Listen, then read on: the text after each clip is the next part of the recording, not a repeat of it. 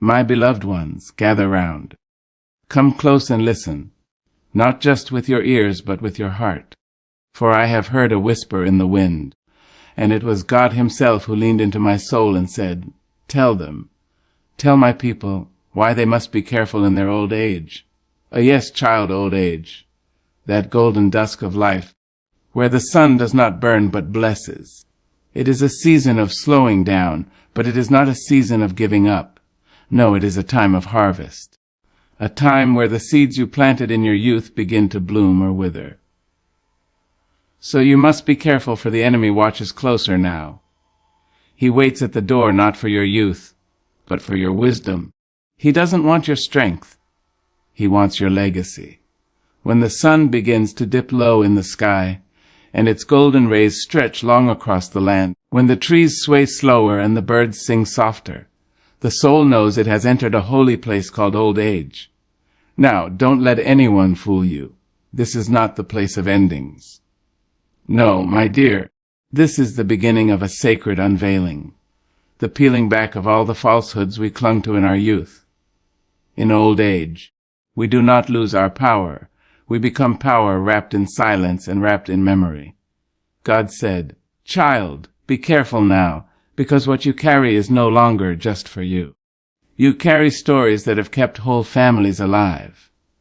You carry lessons that could turn a stranger into a survivor. You carry prayers that were whispered in the dark and now echo in the light. That's right, beloved. You carry legacy in your very bones. There is a kind of hush that falls on those who've made it this far. It's not the silence of absence. It is the silence of completion. You have lived through storms, fires, and famines, not just of the land but of the heart.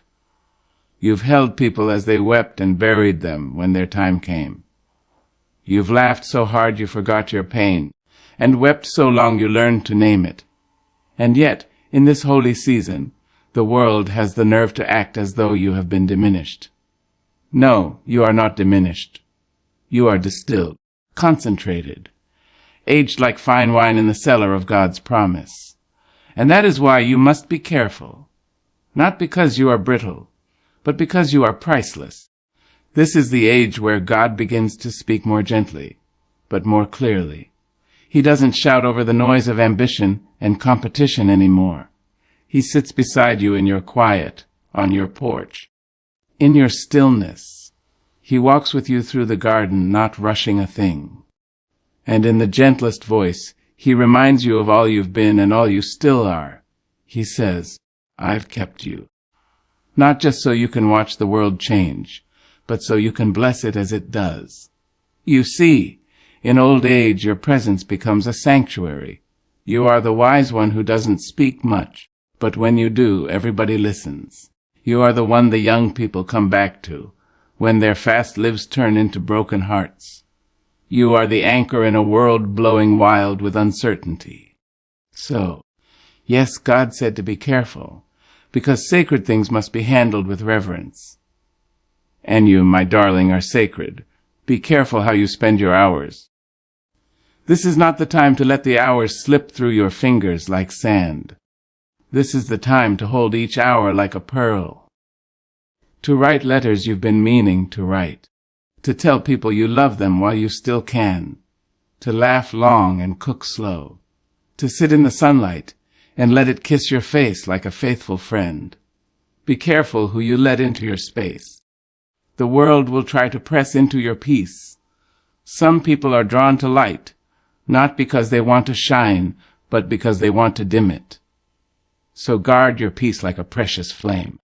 Surround yourself with those who speak kindly, who sit with you without rushing, who know the value of your wisdom without needing to be reminded of it. Be careful with your memories. Don't let the sadness steal them. Each one, even the painful ones, is a brick in the house that is your soul. You didn't just live a life, you built it. Every loss taught you something, and every love changed you, and every mistake brought you closer to grace. Gather them like sacred artifacts. Dust them off, smile at them, cry with them. They are proof that you were here. that you are here, that you mattered and still do. Be careful with your body. Yes, it may groan a little more than it used to. The knees ache and the hands don't move like they once did. But oh, what those hands have held! Children, dreams, dying mothers, the good book, trembling lovers, broken hearts. And what those feet have walked through! So walk with pride, however slow. Each step is a psalm in the making. And most of all, be careful with your spirit. The enemy doesn't always come roaring. Sometimes he comes whispering lies to your soul. Lies like, you've outlived your usefulness. Lies like, you're in the way now. But you hold up your hand and say, the devil is a liar. God still breathes in me. You are not invisible. You are not forgotten. Heaven still recognizes your name. Let the wind carry your prayers higher now. Let your rest be deeper, your joy be fuller, and your heart be lighter. You've earned every ounce of peace. You've carried the weight of generations. And now it's your turn to sit in the light and be the light. So be careful, not with fear, but with reverence. Treat yourself the way God treats you, with gentleness and awe. Walk through this season with dignity, knowing that your story is not over. God still has pages left to turn. And even when the final chapter comes, the ink will still be wet with glory. Child, you are not at the end. You are at the height. And the view from here, it's divine. There comes a time in every seasoned soul's life when the face in the mirror bears witness to years, both kind and cruel. The eyes, still bright but heavy with memory, hold silent stories of love found and lost, of hopes held close and heartbreaks released with trembling hands. And it is in this sacred twilight of life that God speaks softly but sternly. Be careful who you allow into your presence. You see, baby, when you get older, you don't lose your value. You become a treasure chest. But don't think for a moment that everyone who comes near you is seeking to honor what's inside. Some come not to bless, but to take. Some do not knock on your door to comfort. They come to control, to pick the lock of your trust, to slip into your stillness and rearrange the sacred furniture of your peace. Let me tell you, age does not make you invisible. It makes you magnetic. It draws all manner of people to your light. Some will come like angels, wrapping you in gentleness, warming you with laughter, reminding you that joy doesn't have an expiration date. But others will come cloaked in concern, pretending to care while calculating what they might gain. They'll speak with soft voices but have sharp motives. So listen with your spirit, not just your ears. God said, pay attention not to how they enter, but how they make you feel. Does their presence bring rest, or does it bring confusion? Do they make your soul breathe easier, or does something in you tighten when they draw near? Don't ignore that feeling. It's the Spirit whispering. This one is not sent by me. The enemy is crafty, my love. He knows that in your youth, he had to tempt you with noise, pleasure, pride, and praise. But in your old age, he comes quiet, subtle, sly. He sends people into your life not to tempt your body, but to test your mind, to question your reality, to plant seeds of doubt about who you are and whose you are. So guard your door. You may no longer run with the crowd, but you better learn to choose your company with the discernment of the wise. Invite in those who love you loud and deep. Keep close those who bring light into your home, not darkness. Let your inner circle be small but holy, those who know the value of your presence, and don't treat your time like spare change. Let me speak to the heart of this thing. Loneliness is real, and it is cruel. It tiptoes into your room and lays beside you, not saying a word but weighing down your bones. And in that vulnerable hour, the wrong people look right, the ones who offer quick companionship, who promise to take care of you, may not mean your soul well. God said, don't let loneliness make you careless. It is better to be alone with God than surrounded by people who drain your joy and manipulate your peace. People will come into your life with plans you didn't make, with advice you didn't ask for, and with intentions that smell sweet but rot at the root. Be wise, darling. Ask God before you open the door. Ask God before you sign the paper. Ask God before you say yes, just to feel needed. You have nothing left to prove. You've done your work. Now is the time to protect what God has planted in you. You are not a project. You are not a burden. You are not a forgotten tree bearing dying fruit. You are the last bloom of summer. You are the echo of every prayer your mother prayed. You are the answered cries of generations. And no one has the right to diminish you. Now let me say this gently. Because the truth comes heavy when it's wrapped in love, sometimes the people you need to be careful of are the ones you raised. Yes, I said it. Your own kin, your own blood. Just because they came from your womb or walked beside you through decades doesn't mean they've come into this season with honor. Some of them will see your slowing steps as weakness. Some will mistake your silence for surrender. But I'm here to remind you, you are still God's beloved, still His vessel, and He has His eye on every single soul who tries to take what's not theirs. Speak up, even if your voice trembles. Set boundaries, even if you feel guilty. This is your season of peace, not pressure. You are not here to be everybody's emergency exit or emotional storage. You are here to live softly, intentionally, freely. To give when you choose, not when you are coerced. To love from abundance, not from depletion.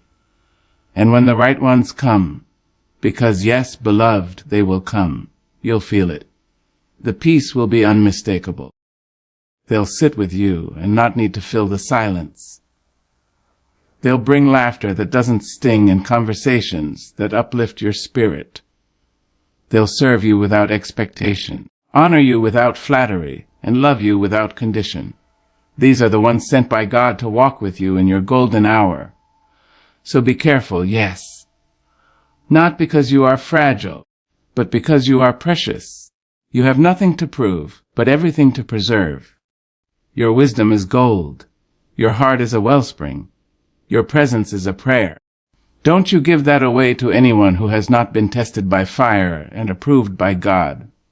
You are in a sacred season. And God, who has been with you from the cradle to the cane, is still guiding your every step. Trust Him, beloved. He will show you who is for you, and who merely appears to be. Walk gently, speak truth, and let your spirit rest in the safety of divine discernment. You are not alone. You are not abandoned. You are not at the mercy of anyone. You are covered. You are chosen. And above all else, you are still becoming. There is a sacred truth that comes with time, a soft truth draped in years and lined with memory. And it is this even in old age, your words still hold power. Not just the kind of power that moves lips and stirs conversation. No, I'm talking about a deeper power. A holy, eternal, heaven-backed power. The kind of power that builds or breaks, that lifts or levels, that breathes life or seals silence. You see, my dear, when you were young, your words were like the wind, restless, rushing, rarely still.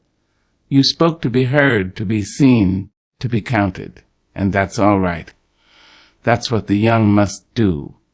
They must stretch their voices across the sky. But now that your hair has turned silver and your walk has slowed, now that your nights are longer and your mornings quieter, your words have settled into their true weight. You may speak less, but oh, when you do, it echoes. Don't you let this world, with its noise and its speed, make you think you've grown irrelevant. Don't let those too busy to listen convince you your voice no longer matters. Because God said, even now, even here, your mouth is still a vessel for my power. And if God said it, child, it's already done. You speak and heaven leans in. You whisper a prayer and angels take flight. You murmur a blessing over your grandchild, and it follows them like a shadow, even when they don't know it. You call on the name of Jesus in your sleep, and it shakes the walls of the enemy. You, with your tired bones and trembling hands, can still shake the foundations of hell with a single word spoken in faith. Let me tell you something plain: your voice is seasoned. It's marinated in mercy. It's soaked in storms. It has known pain and loss and unexplainable joy. It carries authority not because you shout, but because you know. And people listen differently when you've been through the fire and still carry the scent of victory. Even the silence in your speech holds power now. You don't need to fill every room with your voice. Sometimes your silence is the loudest thing in the room. It says, "I've lived enough to know I don't need to argue. I've seen enough to know how this ends. I've prayed enough to know who holds the outcome. But make no mistake, when you do speak, let it be holy. Let it be intentional. Let it be soaked in truth and dipped in grace. The world is listening even when it pretends not to be. Your children, your community, even strangers. They lean in when you speak, because your words carry legacy. Speak life, darling. Speak it over the broken places. Speak it over your home. Speak it into the heart of your sons who've forgotten how to cry. Speak it into your daughters who don't know their worth. Speak it into your own reflection when the weight of years tries to press you down. Say, "I am still here. I am still chosen. I am still His." Your words can tear down strongholds. They can resurrect dreams that died in the dark. They can heal wounds that no medicine can touch. Don't waste that power on gossip. Don't waste it on regret. Don't use your precious voice to curse what God still plans to bless. Let your words be seasoned with salt and dripping with honey. Let them be balm to the bruised and the compass to the lost. Speak prayers that light up rooms. Speak scripture with a trembling voice, but an unshakable faith. Speak names of loved ones as if you're handing them straight to the hands of God. Speak thank you, until your whole house hums with gratitude. Speak I forgive you, to the ones who don't deserve it, because freedom isn't for them, it's for you. And when the day comes, and it will, that someone kneels beside your chair and asks, "Tell me, how did you survive?" You tell them the truth. Tell them it was the Lord. Tell them it was grace. Tell them you spoke life over dry bones and they danced again. Tell them you called on the name of Jesus and He showed up every time. Tell them your words weren't perfect, but they were faithful. You see, what you say in this season plants seeds in soil you may never touch. Your words now reach into generations yet unborn. A prayer whispered today might be the reason your great-grandchild finds salvation 50 years from now. So don't hold back. Don't shrink. Don't silence yourself to make others comfortable. You earned the right to speak with power. You earned the right to be heard with reverence. Now let me lean close and say this in loving be mindful. Because your words are power. Yes, but power misuse can wound. Even in old age, you can cut someone down with a sharp tongue. But you can also lift someone up with a kind one. Choose wisely. Speak not from pain, but from purpose. Not from bitterness, but from healing. There is someone right now, somewhere in your orbit, who needs to hear you say, "You're going to be all right." Someone needs to hear, "A God still loves you." Someone needs to hear, "I've been there too and I made it." And maybe, just maybe, you need to hear those words spoken back to you. Speak them, child. Speak them loud and soft in prayer and conversation with tears and laughter. Let your words build bridges across broken places. Let your words be the light someone follows home. Because even now, even in this golden hour of life, even with time pressing gently on your shoulders, your words still carry the voice of God. There comes a time in life, so twilight, when the soul begins to turn inward, not in fear, not in weakness, but in deep reflection. In the golden hush of old age, when the rush and roar of youth has quieted, you begin to understand something the world rarely teaches. You must guard your heart, your mind, and your legacy. Because, my dear, These are the treasures you have gathered. These are the jewels the enemy would love to dim. And these are the offerings you will one day leave behind. The heart, the heart, has been many things in your life. It has been broken, yes, torn, surely, stretched beyond what you thought it could endure. But it has also been brave. It has loved with reckless grace. It has forgiven when forgiveness seemed impossible. It has kept beating through grief, through betrayal, through silence. So now, in your latter days, God whispers gently, guard it. Guard it not because it is weak, but because it is pure. It has been refined by time and tears. It no longer needs to run after validation. It does not beat for applause. It beats in rhythm with the Creator now. And because of that, the world will come knocking, trying to pull your heart in a dozen directions, trying to stir up past hurts, old regrets, old lovers, and old lies. Don't let them in. You have earned your peace. You have walked through the fire and came out not just alive, but anointed. Your heart has become holy ground, and not just anyone should be allowed to dance on it. Be mindful of what you entertain in this sacred season. Not every memory deserves revisiting. Not every sorrow deserves revival. Your heart is not a museum for pain. It is a sanctuary of grace. And oh, how tender the mind becomes in age. How many rooms it holds!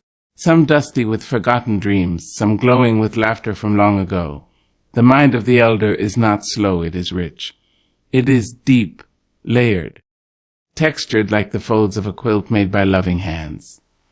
But hear me now, you must guard it too, because the enemy, cunning and cruel, would love to plant doubt in your thoughts.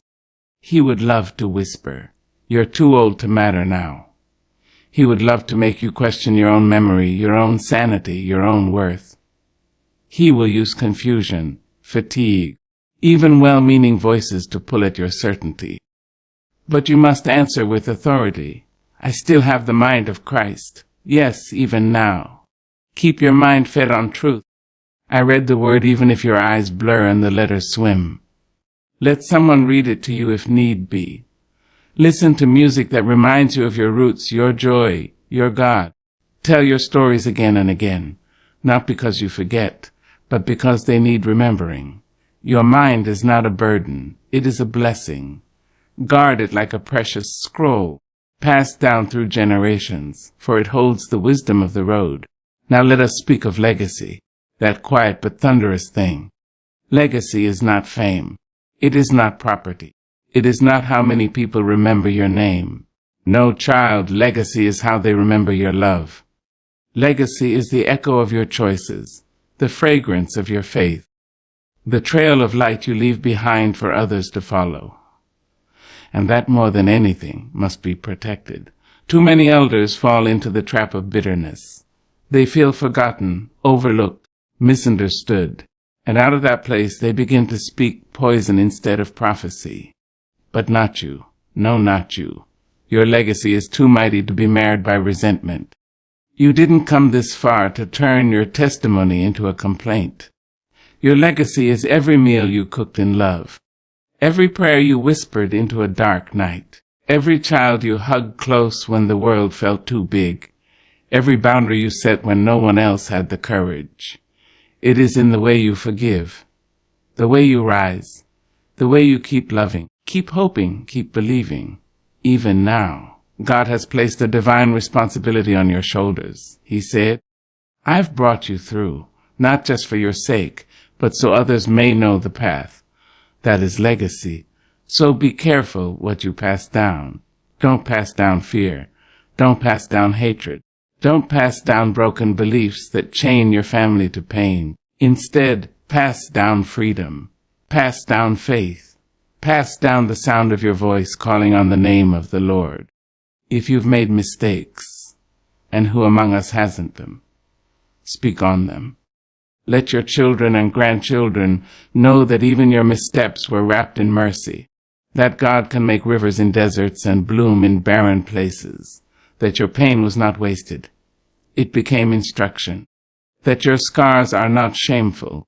They are sacred maps for those who walk behind you. And listen now, your legacy isn't finished.